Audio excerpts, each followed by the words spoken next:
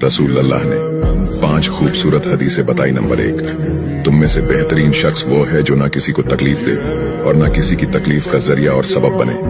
Number 2, जो शख्स दिन में 10 मरतबा सूरतुल इखलास पढ़ेगा यानी कुल हु वल्लाहु अहद, ये पूरी सूरत पढ़ेगा, अल्लाह ताला जन्नत में उसके लिए महल बना देंगे। नंबर 3, जो शख्स हर फर्ज नमाज के बाद 1 मरतबा आयतुल कुर्सी पढ़ने का मामूल बनाएगा तो उसके और जन्नत के दरमियान सिर्फ मौत का फासला होगा, यानी वो शख्स मरते ही सीधा जन्नत में जाएगा।